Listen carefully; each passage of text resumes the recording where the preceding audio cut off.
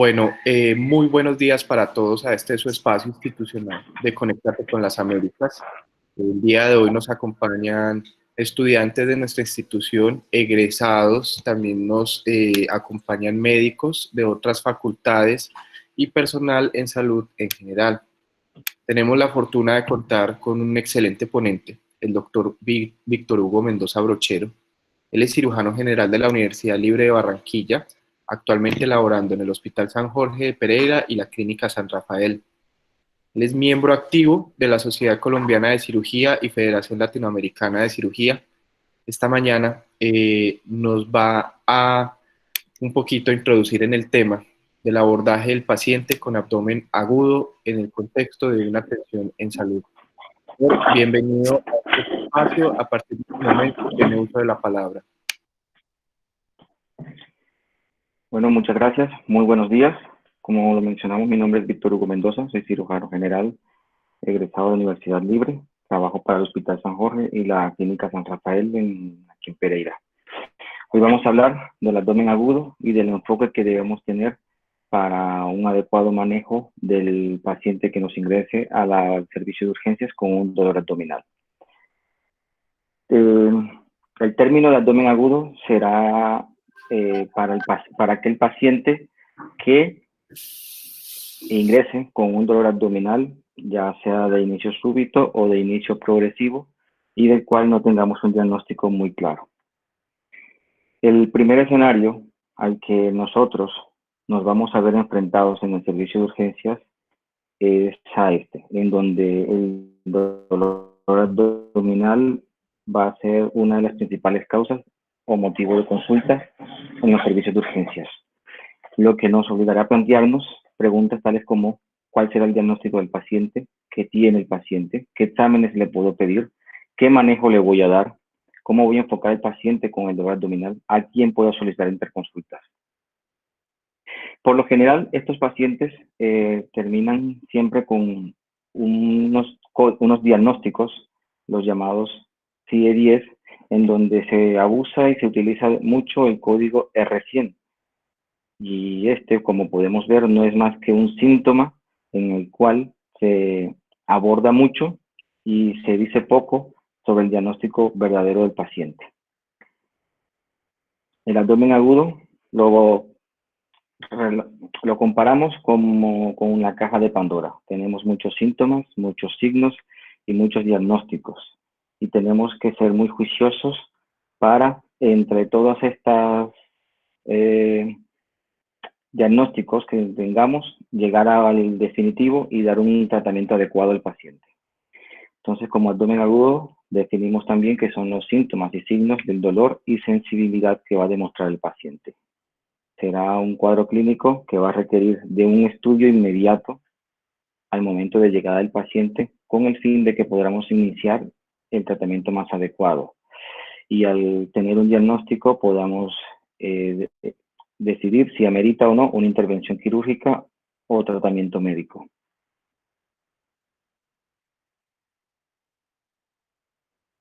Esta imagen es muy importante debido a que hay que recalcar que las patologías de abdomen agudo quirúrgico van a tener cierta frecuencia en ciertos grupos etarios. Es muy importante conocer cuáles serán las patologías más frecuentes a las que nos vamos a enfrentar de acuerdo al grupo etario que vayamos a estar manejando. Siendo así, tenemos que los adultos es más frecuente tener que sufren de apendicitis aguda, colecistitis, úlceras pépticas perforadas, pancreatitis aguda, hernias estranguladas, junto con las patologías ginecológicas que son frecuentes en las mujeres de edad fértil. En los ancianos tenemos que tener siempre presente que las causas de abdomen agudo quirúrgico más frecuentes será la obstrucción intestinal, la isquemia intestinal y la diverticulitis. El abdomen agudo va a tener varias causas, algunas serán quirúrgicas, algunas serán de manejo médico. Dentro de las causas no quirúrgicas, estas pueden ser provocadas por causas endocrinas, como es el caso de las crisis diabéticas, la uremia, Las causas hematológicas como la leucemia aguda y las tóxicas como intoxicación por plomo, metales o por narcóticos. Ya en mayor cantidad tenemos las causas quirúrgicas del abdomen agudo, las cuales pueden ser de origen hemorrágico, como sería el caso de aneurisma infecciosas, como apendicitis, colecistitis, las causas de origen por perforación de asas, como la úlcera gástrica perforada o un tumor gastrointestinal perforado. Tenemos también causas obstructivas, como serían las hernias encarceladas, vólvulos del sigmoide o las adherencias obridas. Y tenemos por último causas que son de origen isquémico, como la embólica, y torsión testicular.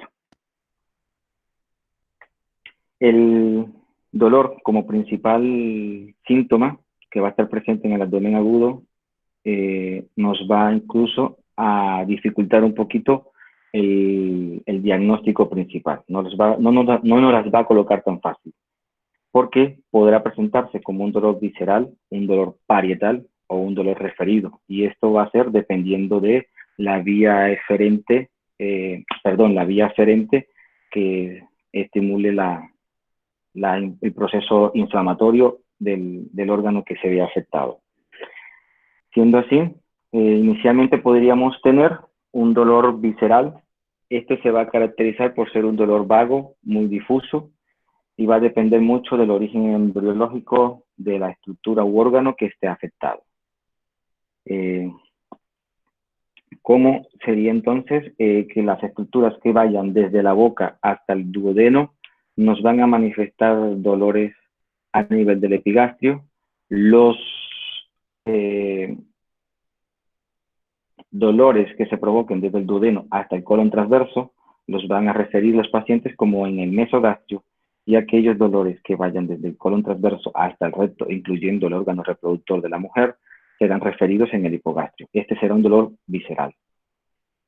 El dolor parietal, pues este será mucho más marcado, mucho más localizado, y este nos estará indicando ya de que hay una irritación, ya sea por el proceso infeccioso o inflamatorio de alguna estructura adyacente a ese peritoneo parietal.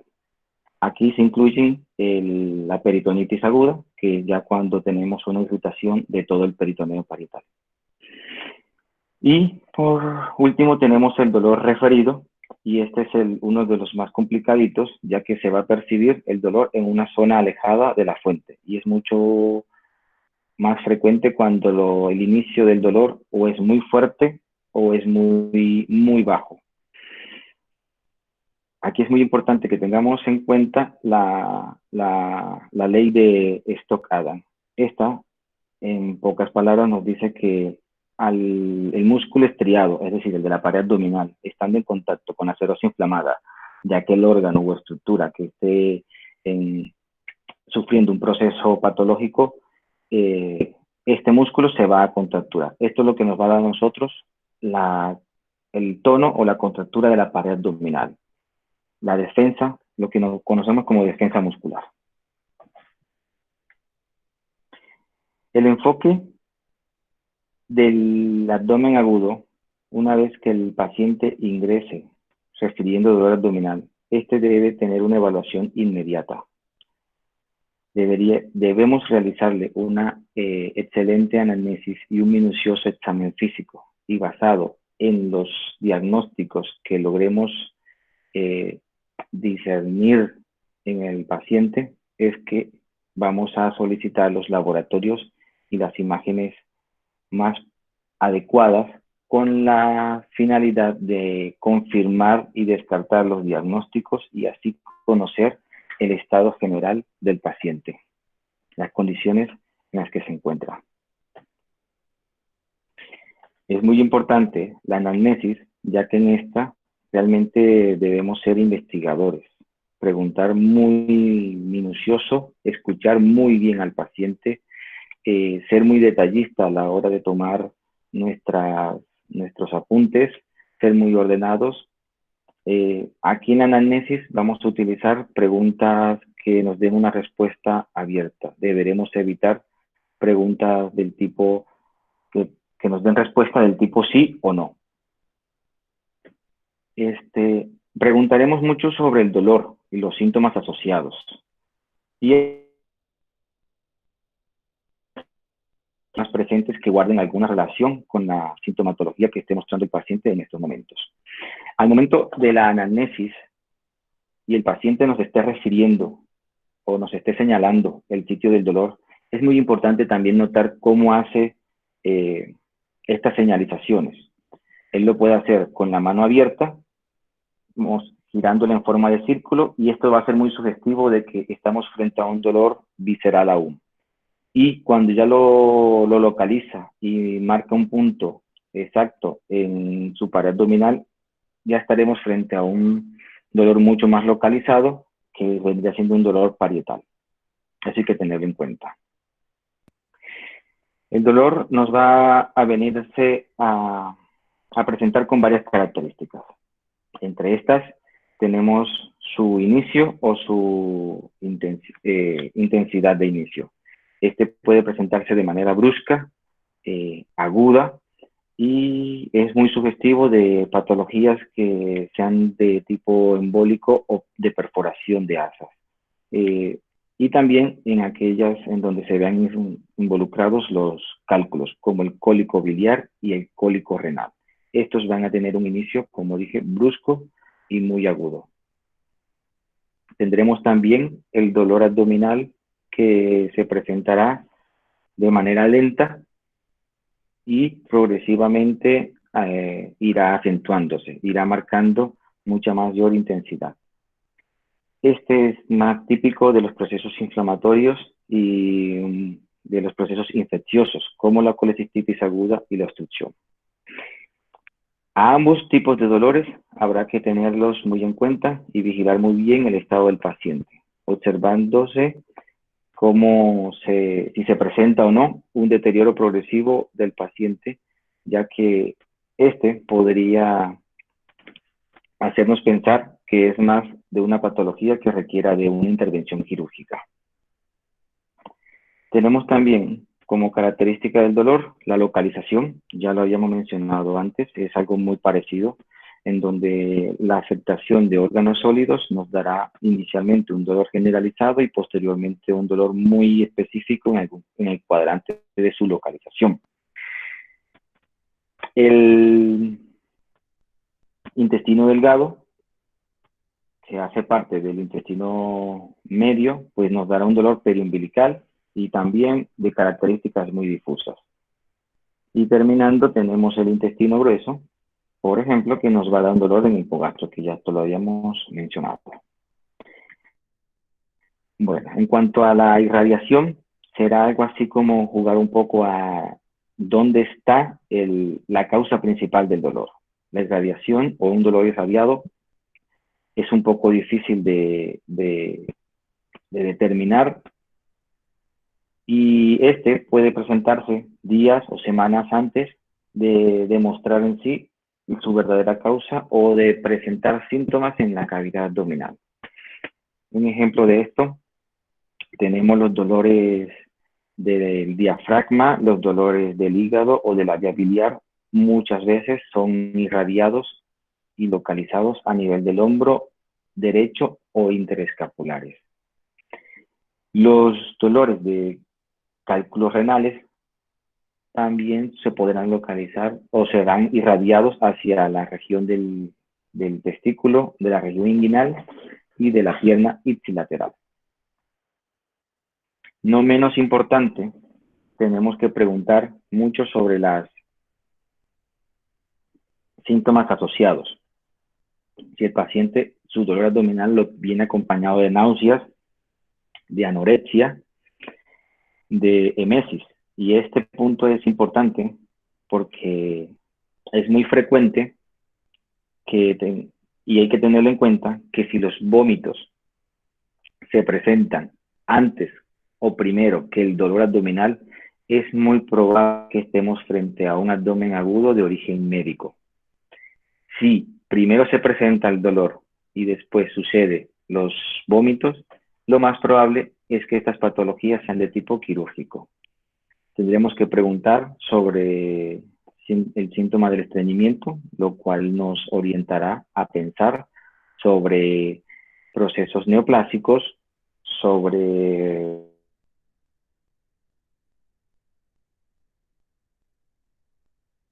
obstructivos. La diarrea es un síntoma que, hombre, también viene a confundirnos un poco con esto, porque así como puede tratarse de una enteritis, así puede ser el primer síntoma que presente el paciente frente a una obstrucción intestinal. Tenemos otros síntomas como el prurito y las melenas. Estas últimas nos orientan a pensar que el paciente podría estar enfrentando una isquemia, un sufrimiento intestinal o una hemorragia de vías digestivas. Ahora bien, de todas las patologías que encontramos en la cavidad abdominal, todas estas van a tener cierta forma de presentación del dolor, que son las llamadas presentaciones típicas, las que llamamos de libro. Pero como sabemos en medicina, 1 más 1 no es 2, por lo tanto no hay que confiarnos de las presentaciones, ni tampoco esperar mucho las presentaciones típicas. Cada patología podrá presentarse con características del dolor muy diferentes en cuanto a su localización, inicio y graduación. Pero teniendo en cuenta estas presentaciones típicas, pues ya conocemos algunas, como podría ser el embarazo ectópico.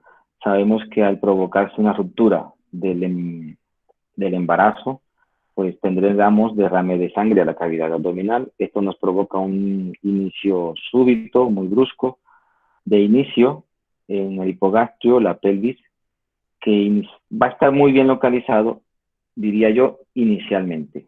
La paciente lo describirá como una punzada, no va a estar irradiado y será de intensidad moderada. De avanzar este dolor, o incluso en sus fases iniciales, puede ser generalizado y semejarse mucho a una peritonitis aguda de inicio súbito. Tenemos el caso también como, por ejemplo, las colecistitis agudas, son de inicios muy rápidos, de localización muy del hipocondrio derecho, sin tanta irradiación, de una intensidad moderada, muy bien localizados a nivel de la fosa ilíaca derecha, del hipocondrio derecho. Y así, pues, cada patología tendrá la presentación típica del dolor.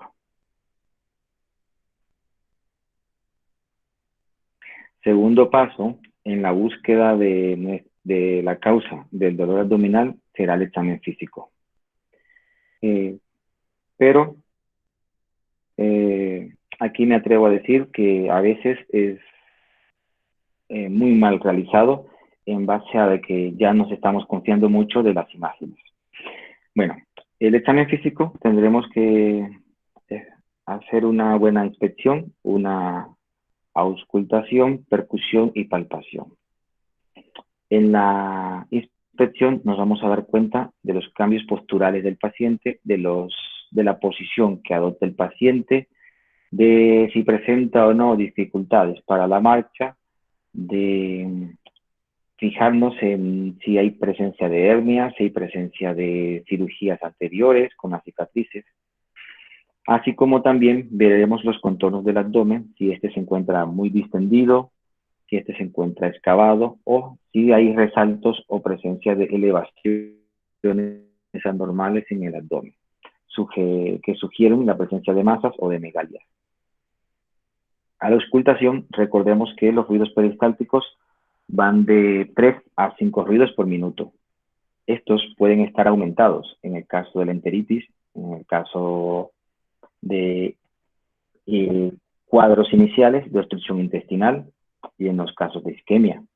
Posteriormente, al no resolverse el proceso obstructivo, tendremos y pasaremos a un silencio peritoneal. Es la ausencia de los ruidos peristálticos y muy sugestivo de ilio o de obstrucción intestinal en sus fases ya un poco más tardías.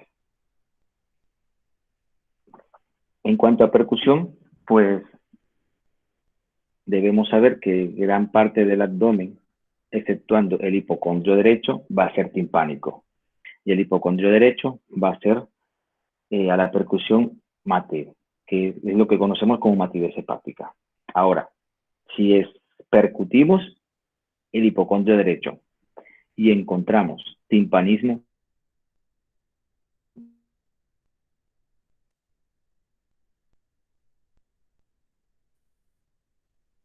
una impresión, una perforación de víscera hueca.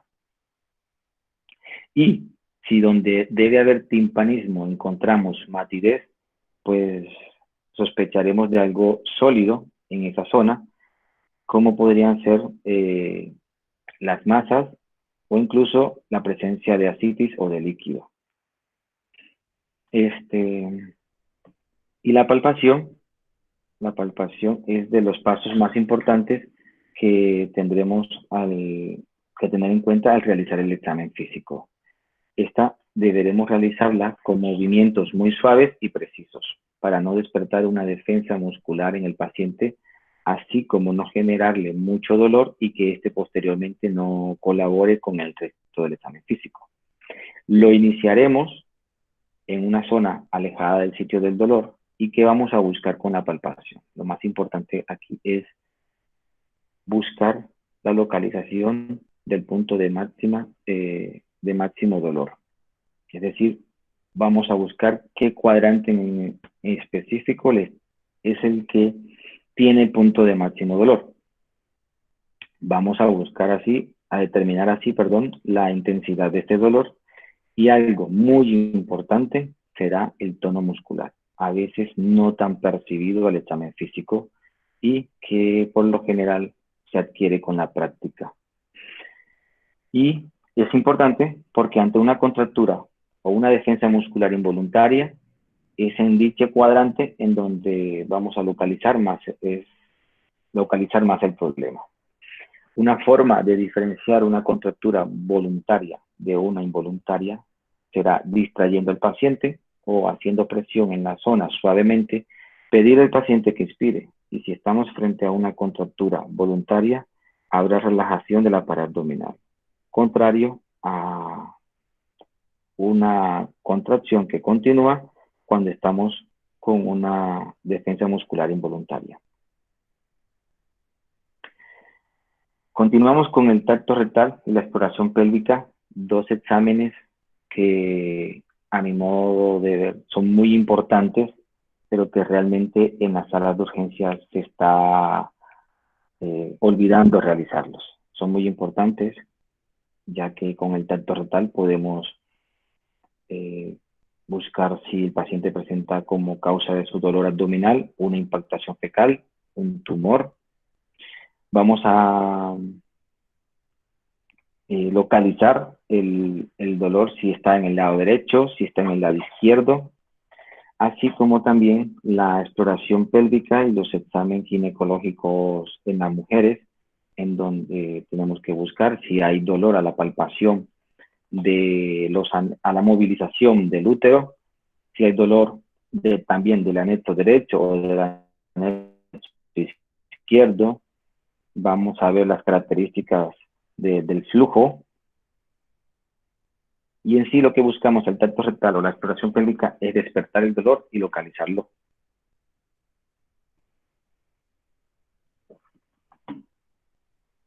Ahora, en el abdomen hay muchos signos a practicar.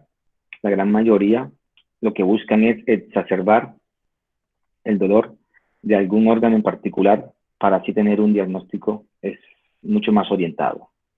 Hay muchos.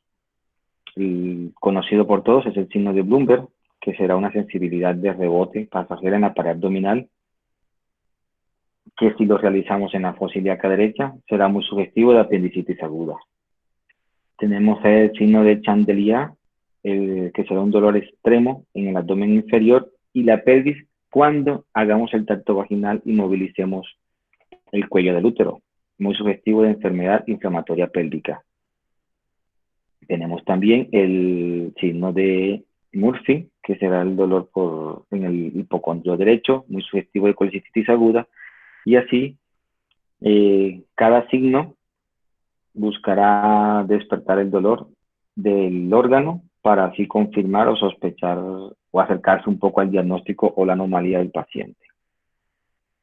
Esta ilustración diría yo que es una de las más importantes y una de las que debemos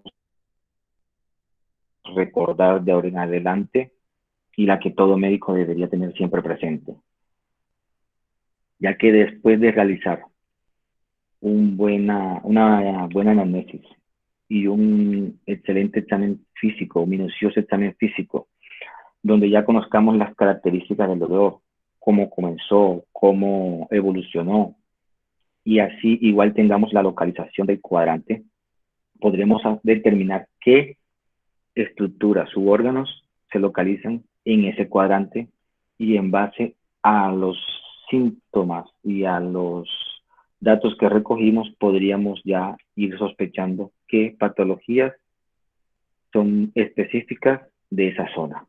Y así pues tendríamos ya alrededor de un diagnóstico principal y varios diagnósticos diferenciales. Los laboratorios, como los exámenes, siempre deben ser enviados en base a lo hallado ya inicialmente en el examen físico y en la anamnesis. O sea, los vamos a enviar basados en las impresiones diagnósticas que tengamos. En cuanto a los laboratorios, estos nos van a ayudar a confirmar el diagnóstico, el diagnóstico y a descartar otros, así como también nos van a ayudar a conocer las condiciones en las que se encuentra el paciente. Tenemos algunos como por ejemplo un hemograma, pues es muy frecuente que lo enviemos, pero realmente son pocos los datos que nos van a arrojar en la confirmación de un examen. Como por una patología puede presentarse con leucocitosis, como puede ser un hemograma totalmente normal. Los electrolitos, el boom, la creatinina, pues nos ayudarán a estudiar o a conocer el balance hidroelectrolítico del paciente en cuanto a pérdidas de líquidos o secuestro de un tercer espacio. La amilasa, no siendo muy específica del páncreas, pues una elevación de esta nos orienta a una pancreatitis, y también la elevación de la amilasa en compañía de la LDH y una gasometría, pues nos orientan a pensar también cuando tengamos alteración de estas en una isquemia intestinal. Creo que el perfil hepático es obligatorio, el envío a todo dolor abdominal del hemiabdomen superior. En este vamos a conocer la función hepática, si hay daño o no del hígado, del hepatocito, y conocer si descartar patologías colestásicas como la coledocolitiasis. Y así tenemos otros laboratorios que nos pueden confirmar otras patologías, como la gonadotropina, que nos confirme el embarazo, parcial de orina, urocultivo, para la IBU, pielonefritis, y así entre otros. Las imágenes. Las imágenes, pues, se abusa mucho de ellas y son las que prácticamente y realmente nos ayudan mucho en el confirmar el diagnóstico del paciente, pero también deben ser deben ser enviadas enfocadas y de acuerdo a la impresión diagnóstica que tengamos del paciente. Tenemos entre las imágenes las radiografías. Idealmente las radiografías de abdomen deben ser para el estudio del abdomen agudo quirúrgico debe tomarse la serie de abdomen agudo. Esta siempre consiste en una RX de tórax de pie, una RX de abdomen de pie y una RX de abdomen acostado. Y las vamos a emplear y las vamos a utilizar o las vamos a enviar siempre que sospechemos de un paciente con perforación o un paciente con obstrucción, ya que nos va a ayudar mucho en otro tipo de patología.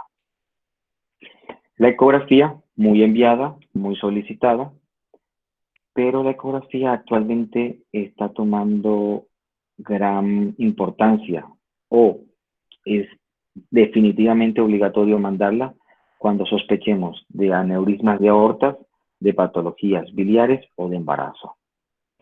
Y nos ayuda también en patologías pancreáticas, en confirmar un hemoperitoneo o en patologías renales. Así como su función Doppler nos podría ayudar al diagnóstico de patologías de embolias venosas.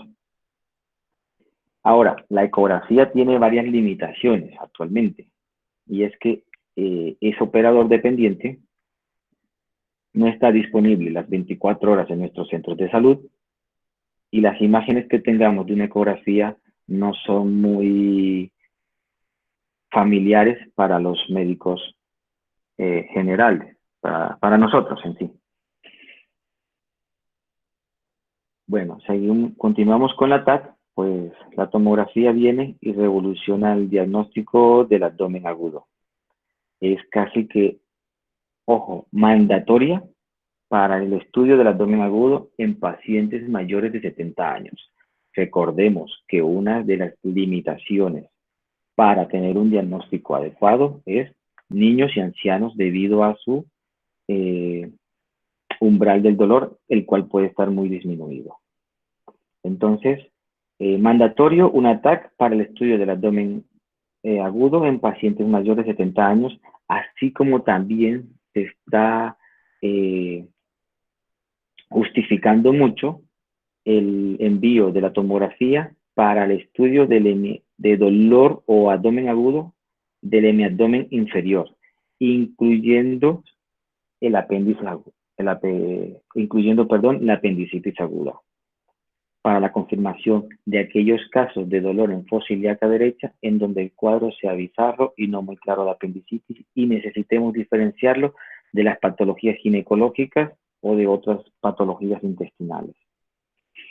Recordemos que la ecografía, y me devuelvo un poco, entre sus limitantes está la presencia de gas dentro de la cavidad abdominal, lo cual nos va a limitar mucho que nos arroje un buen diagnóstico. Ya otras imágenes que tendríamos sería la angiografía para el estudio de las embolias mesentéricas, aunque una TAC multicorte nos ayuda en este diagnóstico. Y otras imágenes serían la resonancia magnética, que pues viene y ayuda un poco en aquellos pacientes en donde el uso de contraste lo veamos un poco limitado. Nos limita un poco la realización de las tomografías. Bueno, ¿qué conocemos como trastornos del medio? Como trastornos del medio es prácticamente el deterioro del estado general del paciente. Cuando nos enfrentemos o diagnostiquemos un trastorno del medio, esto quiere decir que ya es tarde en el diagnóstico del paciente. Y muchas veces el paciente nos está consultando ya con estos trastornos del medio. De ahí que es importante también determinar durante nuestro examen físico si el paciente requiere o no laboratorios, no solo para buscar el diagnóstico, sino laboratorios para ver en qué estado se encuentra el paciente. Necesitamos saber si ese paciente que ha estado vomitando, que ha estado con diarrea, ya nos está llegando con una alcalosis hiperclorémica, nos está llegando con hipopotasemia, con deshidratación severa. Si el paciente ya tiene una infección, si el paciente tiene una anemia, Y cuando estos cambios se presentan y progresan, puede llegar y llevarnos rápidamente al paciente a un shock, que ya puede ser de tipo séptico o hipovolémico, cardiogénico o neurogénico. Entonces es muy importante siempre también conocer este estado del paciente. Ahora, ya casi para terminar, este será un resumen de cómo vamos a enfocar el paciente.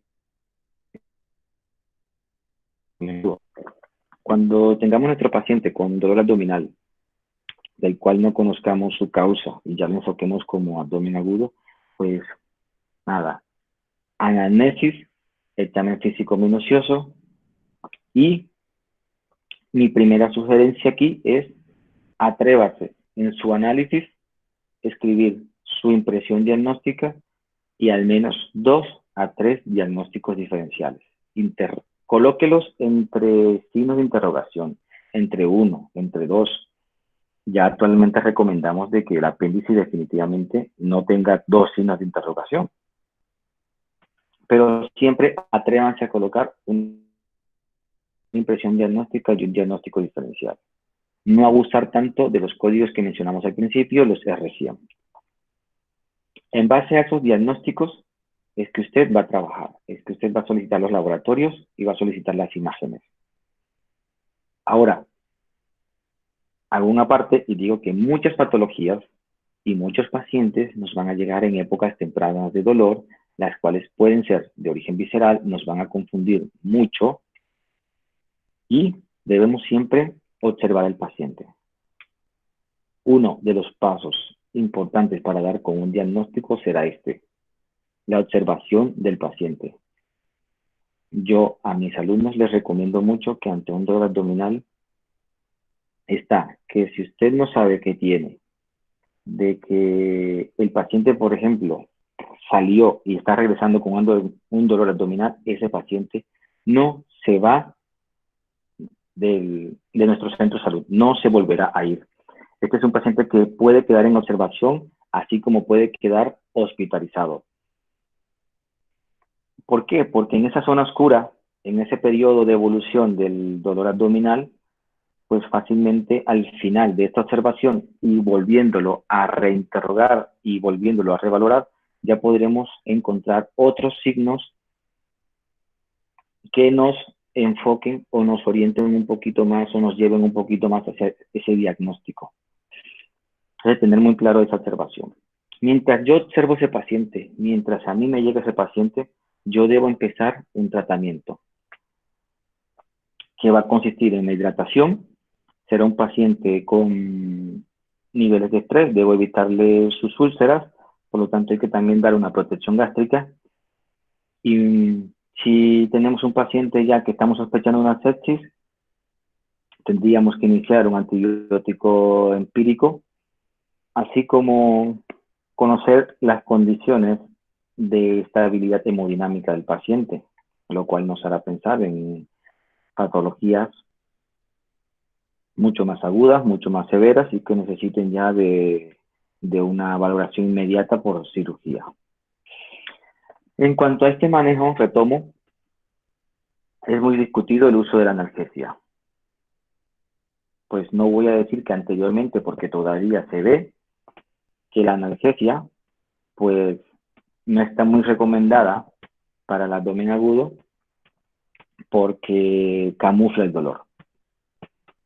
Pero actualmente podríamos decir que con el uso y la disponibilidad que tenemos de estas imágenes, las cuales nos van a dar un diagnóstico muy exacto del paciente, también como la disponibilidad de tener una valoración o un acompañamiento casi que desde el inicio del ingreso, del paciente por parte del cirujano, no se justifica que el paciente mantenga el dolor, que es la principal causa del motivo de su consulta. Entonces, si tenemos disponible estas imágenes, si tenemos disponibilidad de la valoración por cirugía desde el inicio y el acompañamiento, pues es muy justificado colocar inmediatamente la analgesia al paciente. Una vez que nos llegan resultados de las imágenes y que estas pues nos confirman los diagnósticos que le hayamos colocado al paciente y ya tenemos el diagnóstico, pues ya pasamos a dar el tratamiento, ya sea no quirúrgico o ya pasamos al paciente.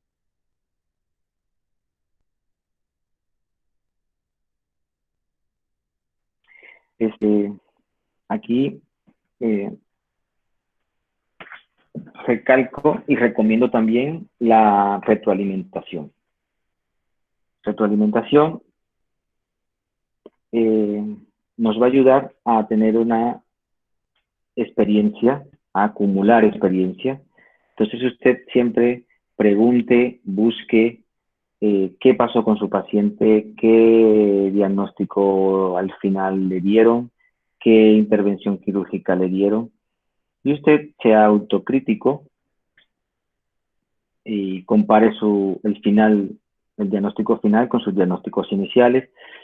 Miren qué estuvo bien, miren qué falló, y solo así usted podrá ir adquiriendo esta experiencia que se necesita para el manejo del abdomen agudo. Porque, como muestro aquí, solo hay se necesitan tres, ¿qué será?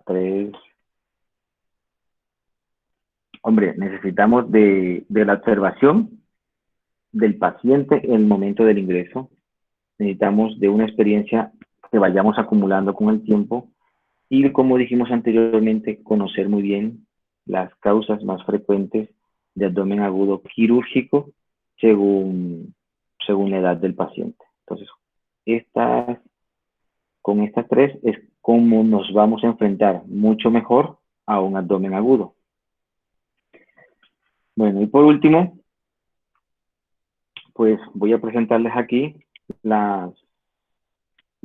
no lo hago como caso clínico, sino que simplemente voy a presentar las notas que yo recopilo en una presentación que me hace el médico general en un turno.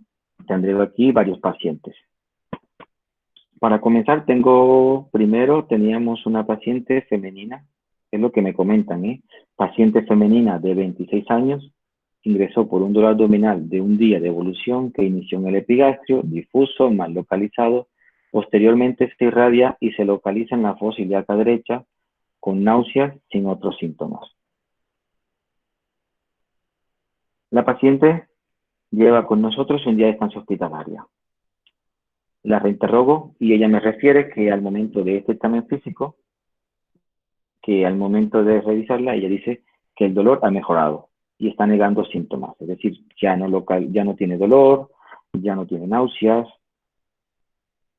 y pues según ella está mejor. Los laboratorios muestran unos leucos de 24.000. Pues hasta aquí uno va pensando, listo, la presentación es típico de apendicitis, tenemos leucocitosis, bueno, pero ha mejorado. O sea, esto pudo haber sido una ileitis o pudo haber sido una enfermedad pélvica inflamatoria. Vámonos al examen físico y le encuentro dolor a la palpación profunda de la fosa ilíaca derecha. Es decir, sí está sintomática. Tiene un Bloomberg muy insinuado, pero ojo, lo que sí encuentro en esta paciente, a pesar de que el Bloomberg no está positivo, sí le encuentro mucha defensa muscular involuntaria. O sea, hay aumento del tono en la fosa ilíaca derecha. Otro signo de dilatación peritoneal que se le encuentra es talón positivo y no hay otros signos. Esta paciente, desde su ingreso, un día lleva y tiene pendiente la realización de una ecografía. Entonces, esta es una presentación muy típica de la apendicitis aguda, obviamente por tener ese dolor en fosa ilíaca derecha y presentarnos de pronto que los signos no son tan claros, que refiere que está mejorando y a pesar de su leucocitosis, pues tenemos que tener en cuenta los diagnósticos diferenciales, no irnos directamente a apendicitis. Aquí podríamos pensar apendicitis aguda,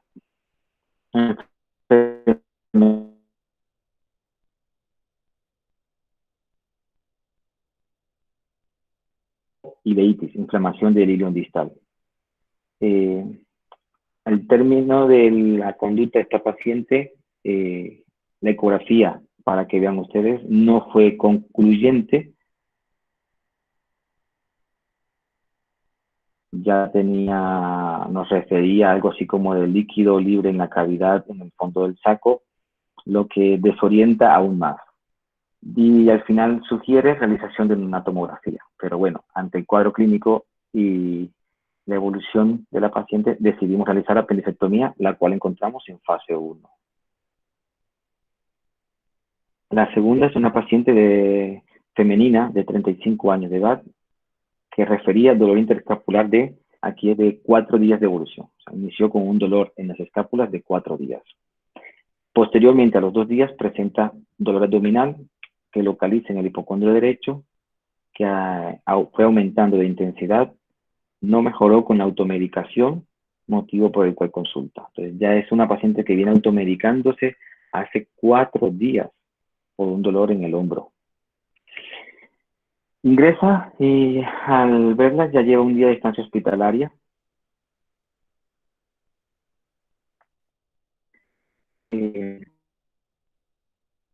Continúa con el dolor en el hipocondrio derecho y no presenta ningún otro síntoma, náuseas, vómitos, no, nada.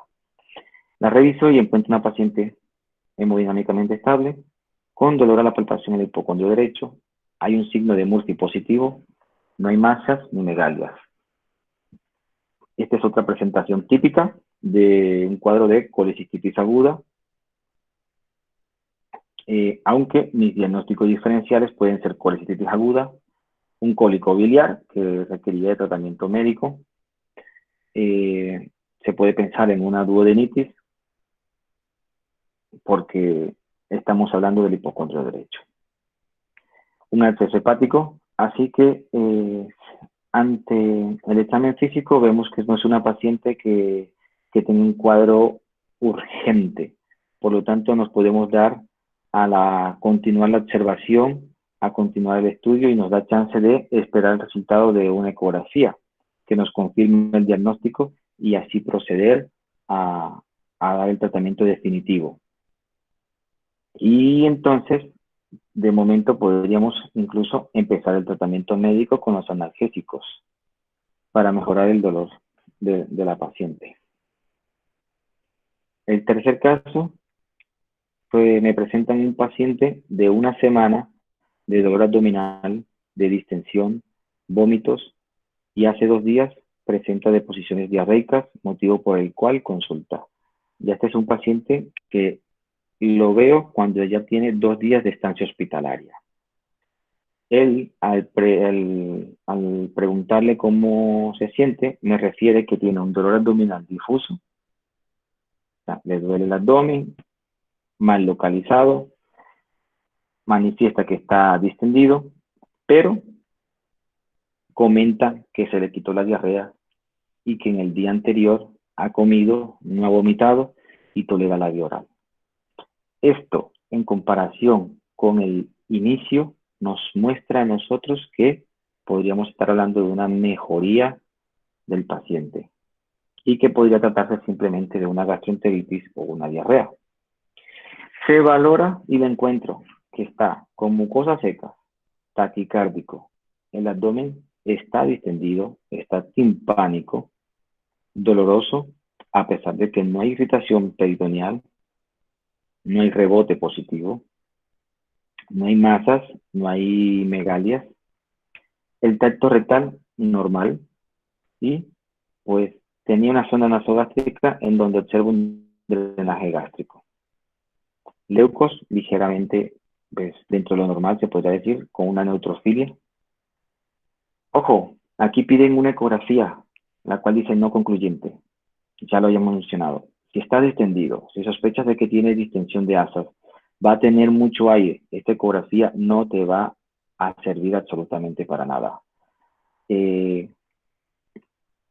No recuerdo la edad del paciente, pero sí creo que estaba por alrededor de 70. Así que vea, mandatorio también la TAC y es lo que continuó en el estudio del paciente.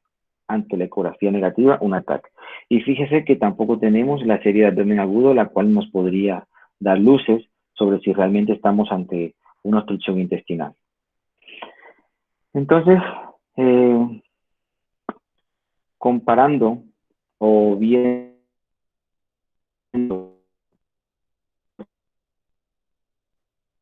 y tengo en cuenta lo que encuentro en el examen físico, me olvido un poco de la evolución del día de hoy, en donde hay mejoría, pues mi impresión diagnóstica es, hombre, este señor o mejoró o realmente se trata de una obstrucción intestinal. Entonces, las impresiones diagnósticas aquí que le coloco es una obstrucción intestinal parcial, un hilio por su diarrea que haya llegado a un hilio, o si estoy frente a una obstrucción completa, llámese vólvulo. Entonces, en este caso, pues el paciente le damos tratamiento, lo empezamos a hidratar, le sugiero realizar lo que son gases arteriales, electrolitos séricos, solicito la creatinina, exámenes que de primera mano no estaban disponibles, no estaban, y esperamos la realización del ataque. Ese día se realiza la tomografía y se concluye una obstrucción intestinal completa, se lleva a cirugía y se encuentran unas adherencias. El cuarto caso, una paciente femenina de 28 años de edad con un dolor abdominal de 5 días de evolución, de inicio lento, difuso, vago en la fosa ilíaca derecha. Luego se irradia hacia el hipogastrio, posteriormente se generaliza, pero de una intensidad moderada. O sea, la paciente tolera el dolor, sin otros síntomas. Al revisarla, es una paciente que continúa con dolor abdominal generalizado y mayor dolor en el hipogastrio. Esta paciente ya lleva con nosotros 3 días de estancia hospitalaria, 5 días de evolución. Sumando estos 5, son 8 días de evolución de su dolor abdominal. Y se encuentra en observación porque realmente no se ve tan mal. No se ve intensificación, no se ve agudización del dolor.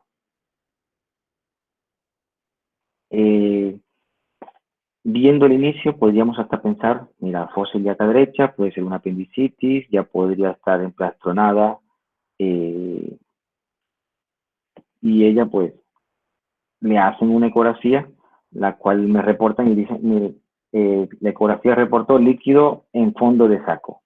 O sea, tampoco no es concluyente la ecografía, no le ha servido. Y le han solicitado una TAC abdominal, la cual se encuentra pendiente.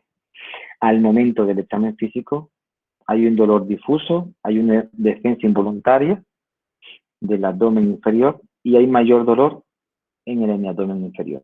Pero, un dato importante, al realizarle la revisión por sistema y preguntarle cuándo comenzó el dolor, este dolor te ha dado en otras ocasiones, ella comenta que ese dolor le dio hace un mes y desde entonces presenta sangrado vaginal.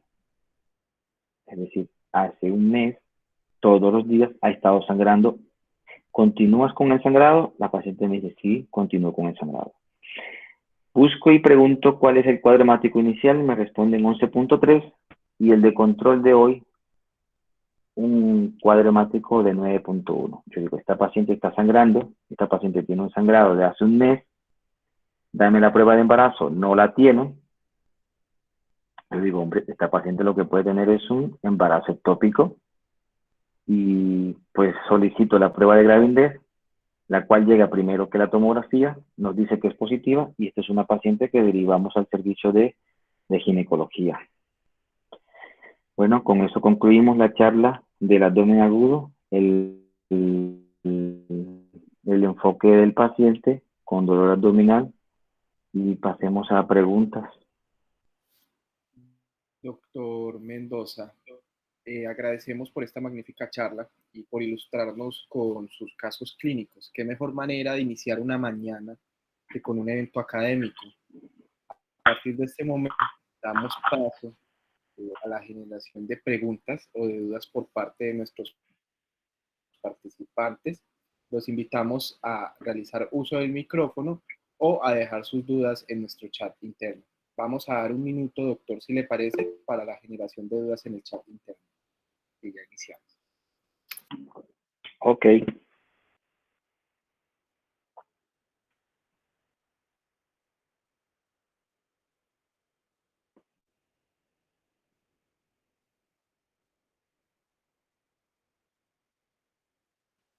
Bueno, les recuerdo que es muy importante para nosotros como institución contar con su opinión de nuestras charlas. Los invitamos a que se tomen 2 minutos de su tiempo y nos ayuden diligenciando la encuesta que hemos dejado en el chat interno.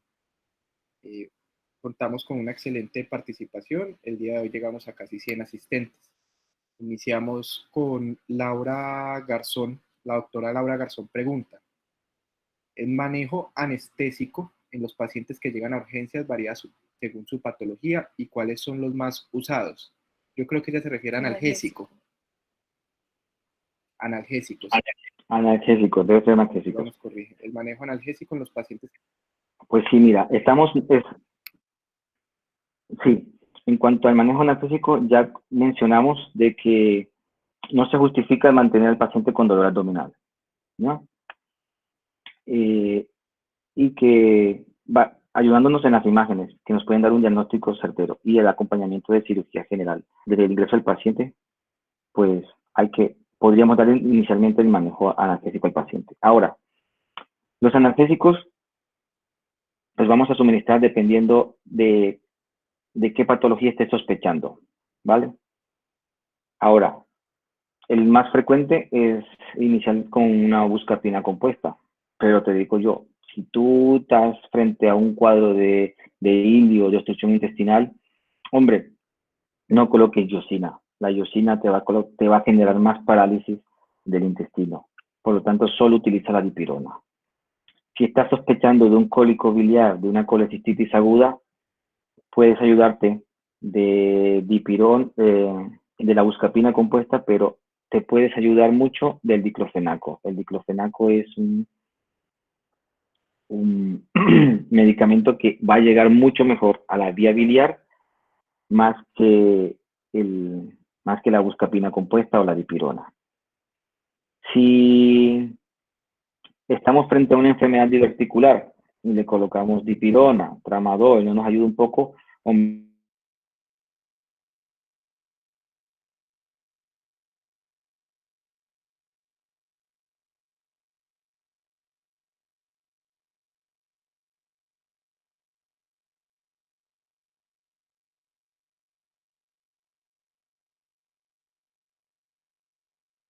Bueno, creo que en este momento perdimos un poquito la conexión con nuestro ponente. De pronto alguno me podría confirmar si le escucha al doctor en este momento.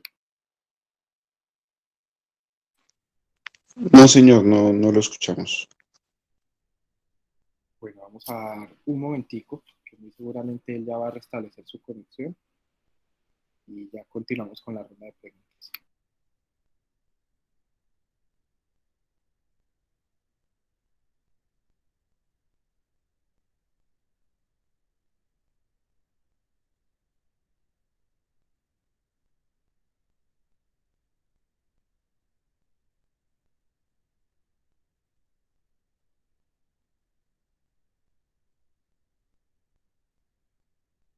Listo, el doctor por acá.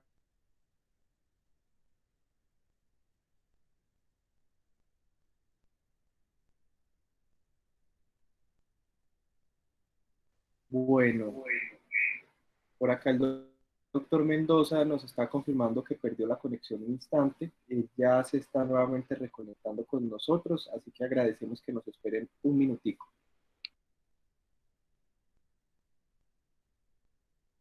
Les recuerdo que esta charla ha sido grabada y va a quedar en el canal de YouTube. Me pueden encontrar como Juan Alejandro Monsalve. Después del mediodía podrán encontrar esta charla.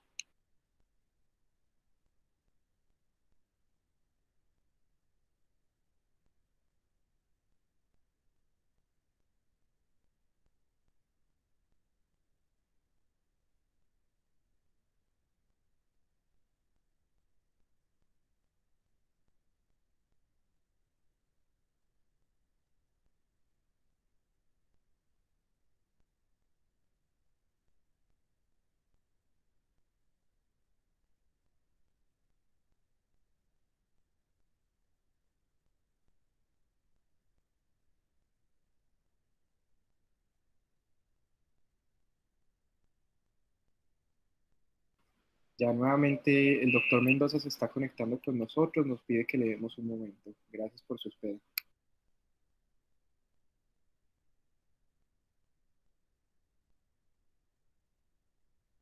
Perfecto. Listo, doctor Mendoza, nuevamente bienvenido con nosotros. Bueno, no sé si alcanzaron a escucharme toda la respuesta o me dicen por dónde quedé. Estábamos abordando el paciente en el contexto de cólico biliar, donde usted nos hablaba del uso de buscapina, hoiosina y diclofenaco. Exacto, entonces porque tenemos que el diclofenaco pues nos va a llegar mucho mejor a la vía biliar y podemos generar un alivio mucho más rápido del paciente.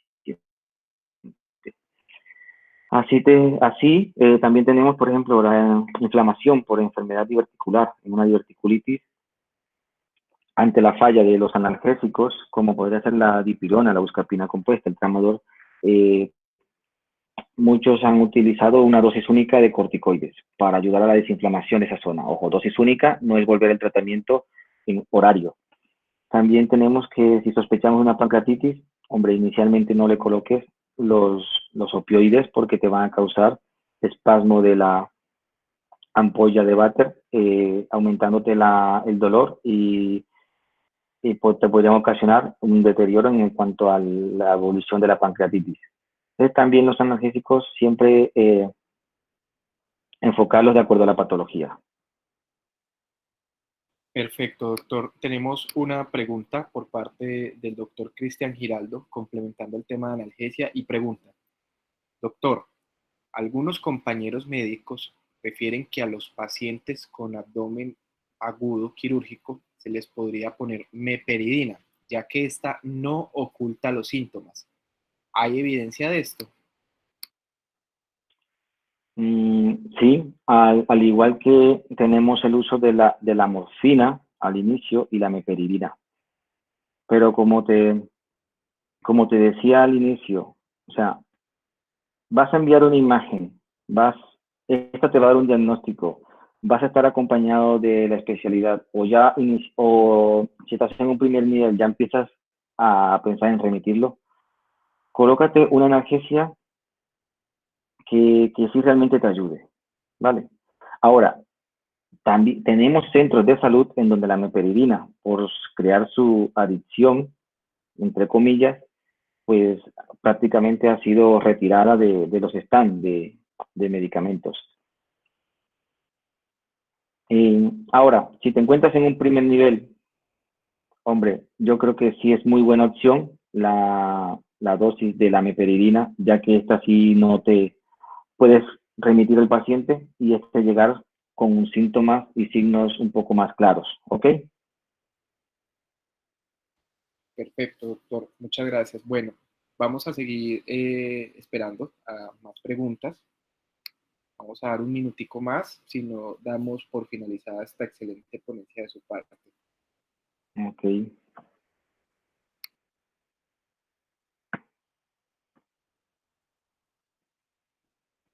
Por ahora, doctor, tenemos en el chat interno múltiples mensajes de agradecimiento. La doctora Natalia López Pineda dice gracias, doc. La doctora Lady Joana Patiño dice muchas gracias, doctor. Eh, la doctora Camila Muñoz dice todo quedó súper claro, doctor. Muchas gracias. La doctora Natalia Campos Salazar dice muchas gracias, doctor. Entre otros que envían múltiples saludos. Tenemos un comentario de la doctora Laura Garzón. Ella nos dice, tengo entendido que los opioides están contraindicados tanto en pancreatitis como en patología de vesícula biliar. Sí, Ella, sí, sí. Es lo que ya te estaba comentando, que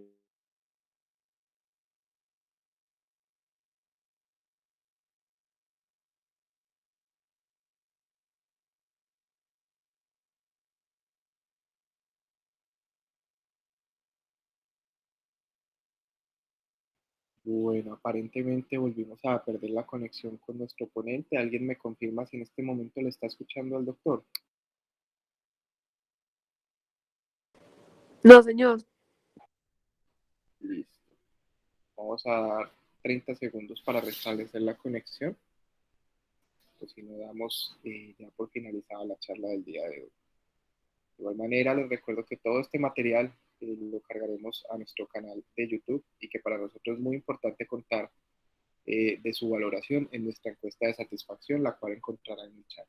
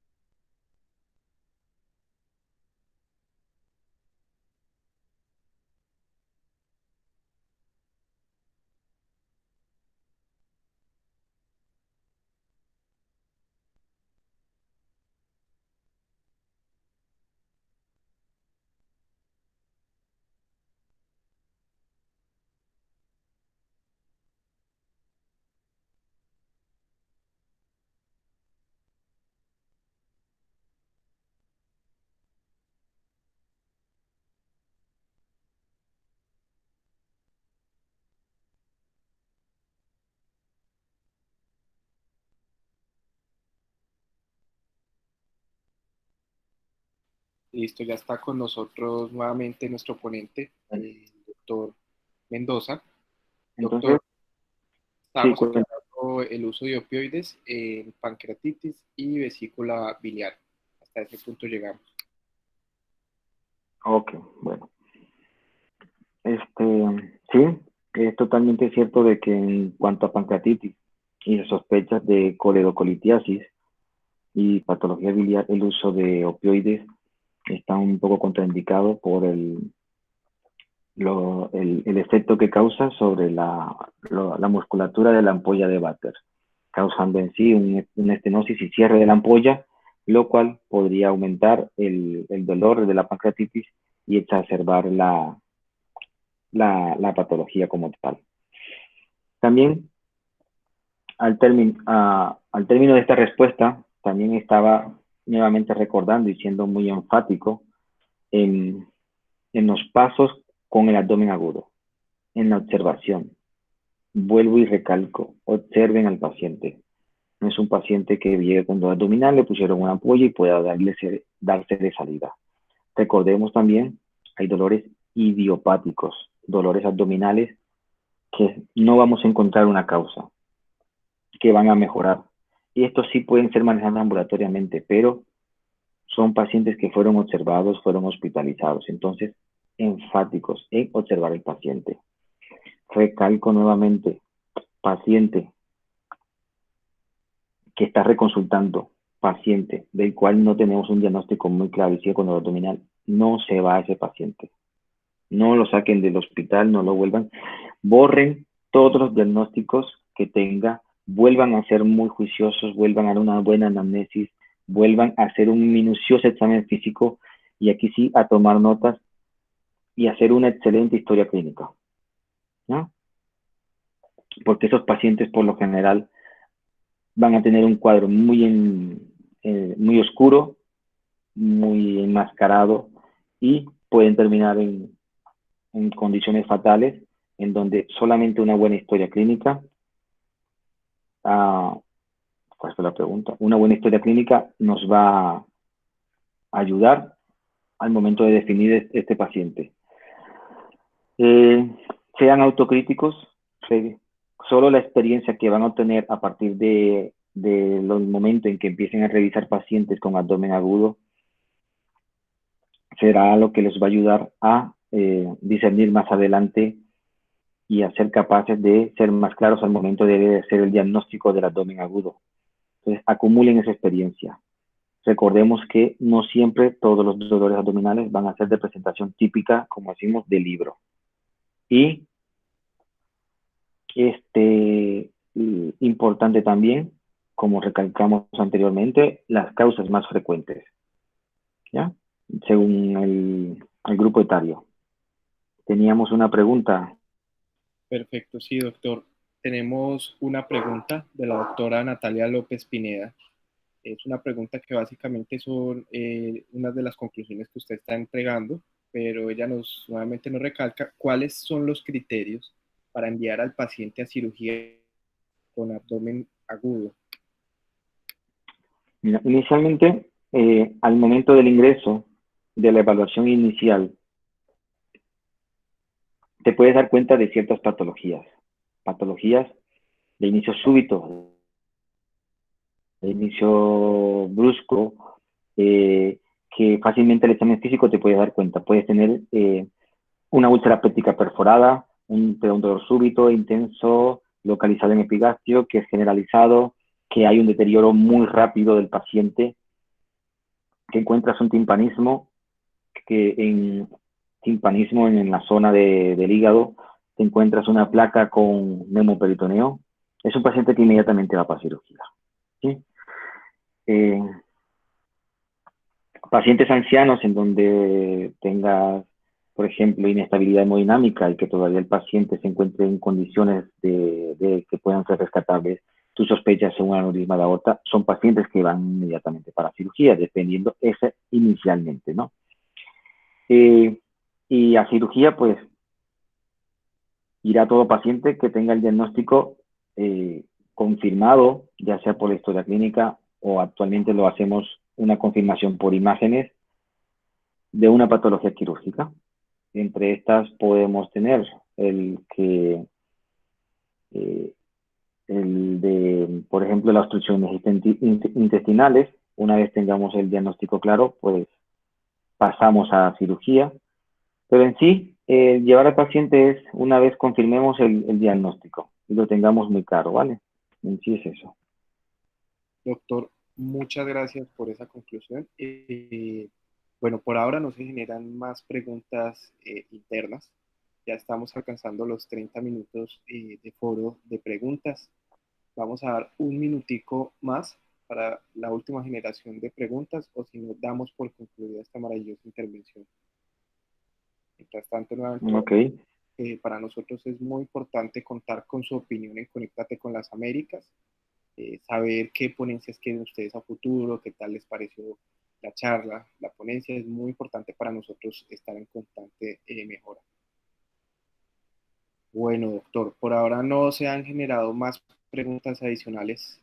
Le recordamos que estamos con el doctor Víctor Hugo Mendoza Brochero, cirujano general egresado de la Universidad Libre de Barranquilla, miembro de la Asociación Colombiana de Cirugía y la Federación Latinoamericana, docente de nuestra institución universitaria Visión de las Américas. Doctor, nuevamente mil gracias por responder al llamado institucional y mil gracias a los más de 90 ponentes que se conectaron con nosotros, perdón, los 90 participantes que lograron conectarse con nosotros el día de hoy. Les recuerdo que esta charla la podrán encontrar en nuestro canal de YouTube. Tenemos una última pregunta, doctor, ya para concluir. Doctor Herbert Campo, médico interno de pregrado. Buenos días. En cuanto al manejo de analgesia, algunos autores optan por no mandar o por no enmascarar el dolor. ¿Cuál es la conducta más apropiada? Yo creo que esta fue una de las preguntas que ya resolvimos, doctor. O no sé usted qué opina, si queremos adicionar algún comentario para esta pregunta. Sí, no. Hombre, fue una de las que ya respondimos incluso 2 veces, pero a Ever le digo, Ever, vas a tener un paciente con un dolor abdominal, ¿sí? Si agudo, insidioso, lo vas a tener ahí, lo vas a observar.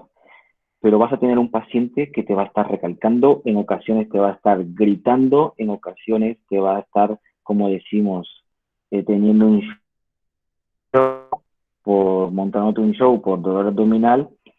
Pueden ser incluso agresivos, pueden tornarse violentos. Entonces tú tienes que enfrentarte a eso, tú tienes que decir, hombre, ¿le coloco o no le coloco analgesia? Ya hablamos del uso de la meperidina para disminuir el dolor sin enmascararlo.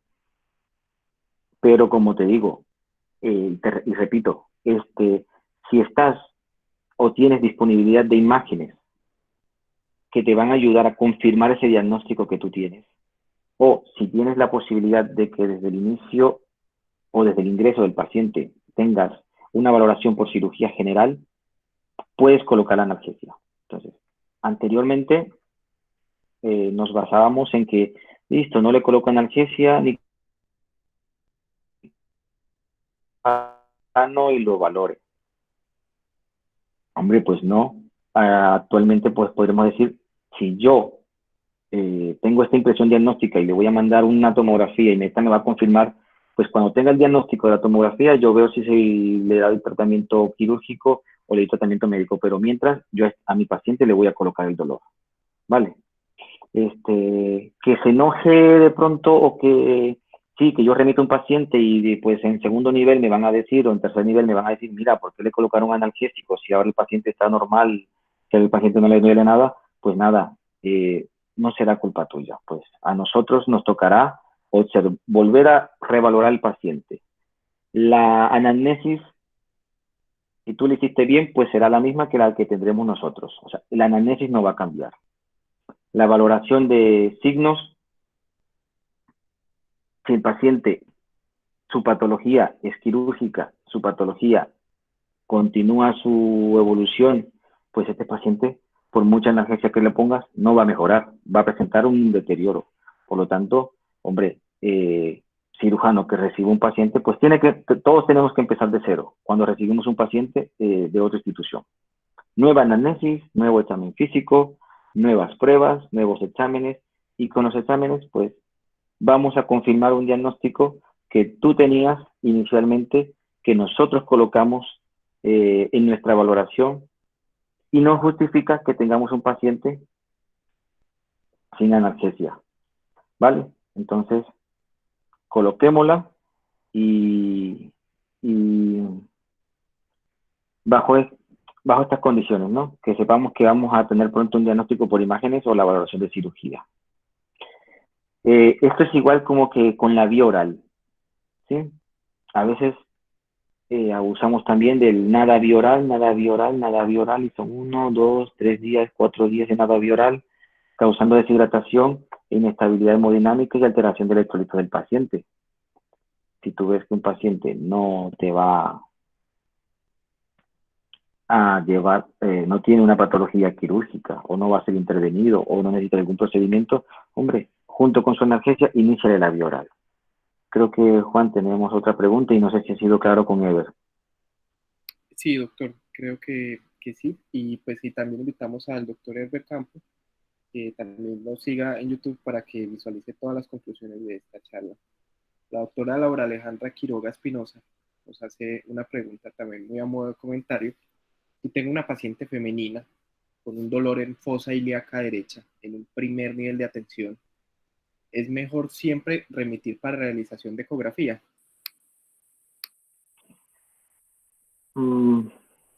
Hombre, ese es uno de los principales problemas que va a tener el primer nivel, la ausencia de imágenes, ¿sí? Como, como lo hablamos en nuestro triangulito, en nuestro resumen, hombre, necesitamos realmente en el abdomen root, necesitamos de imágenes.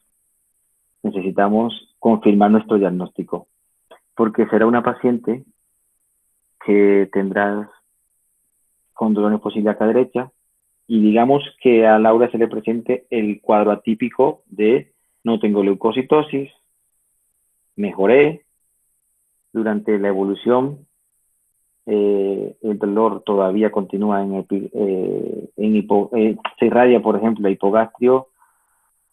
En sí, muchos diagnósticos y diagnósticos diferenciales, y termina Laura diciendo, bueno, esta paciente mejoró con analgesia, no era más que un síndrome de ovulación dolorosa, como podría serlo, y la manda para la casa, ¿sí? Pues fíjate que esa paciente le va a reingresar a ella o va a reingresar en el turno siguiente, y ahí sí es verdad cuando tendremos que remitirla. Pero mi consejo para Laura, para esta paciente, es manténla siempre en observación, no te aceleres a dar una salida. Ese dolor en la fosa ilíaca derecha, si va a progresar después de la observación y después de la revaloración, te va a llevar a dos partes que te van a preocupar.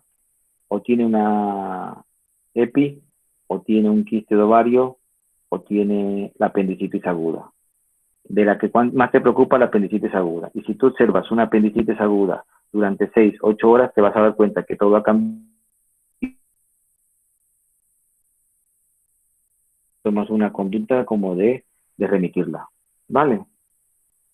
Perfecto, doctor. La doctora Laura, por el chat interno, dice que muchas gracias, doctor.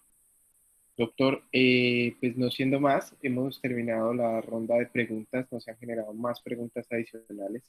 Estamos como institución profundamente agradecidos en contar con una persona no solo de la calidad como docente, sino de la calidad humana que usted siempre expone sobre nuestros estudiantes y el respeto con el que trata a sus pacientes.